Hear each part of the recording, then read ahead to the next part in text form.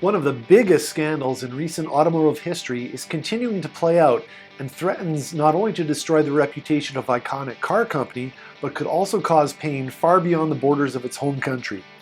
The German car maker Volkswagen AG saw billions of euros wiped off its market value this week after it apparently put some of its considerable engineering expertise into cheating emission standards for its diesel vehicles in the US.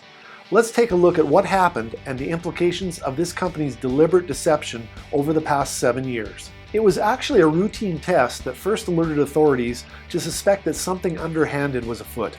In 2013, a US group called the International Council on Clean Transportation decided to find out if a number of popular diesel-fueled vehicles really performed as well in the real world as they did on government-mandated emission tests.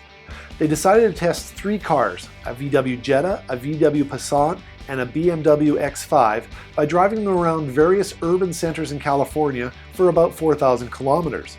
When the results came in, they first thought they'd made some kind of testing error. Some of the emissions were 40 times greater than the legal limits, but then realized that the VW cars had been outfitted with a device specifically designed and programmed to cheat emissions tests.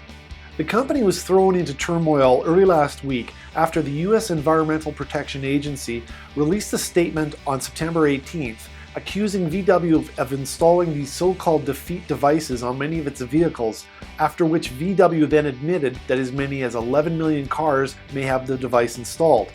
Under average driving conditions, this number of vehicles emitting excessive diesel exhaust could have resulted in hundreds of tons of extra nitrous oxide in the air every year. Apparently, only when Volkswagen learned that the certification of some of its 2016 model year cars was partially dependent on the maker fully responding to lingering questions over the older cars' tailpipe emissions, did the car maker admit that it had intentionally installed software programmed to switch engines to a cleaner mode during official emissions testing. The punishment has been both swift and substantial for the automaker, and it's not over yet.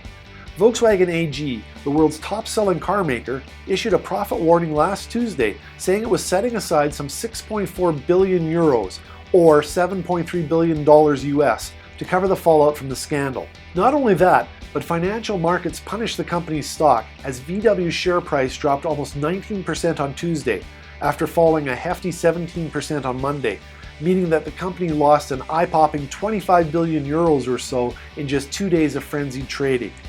The Qatar Sovereign Wealth Fund, whose largest holding is Volkswagen stock, suffered a paper loss of about $3 billion US this week as a result of the emissions scandal.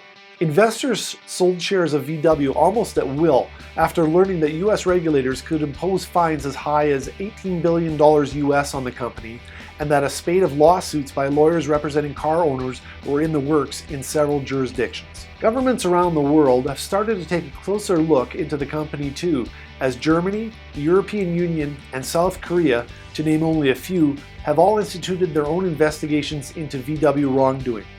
This scandal could hit the German economy especially hard, as Volkswagen employs more than 270,000 people in Germany alone, and even more work for suppliers to the company. To quote an ING economist, all of a sudden, Volkswagen has become a bigger downside risk for the German economy than the Greek debt crisis.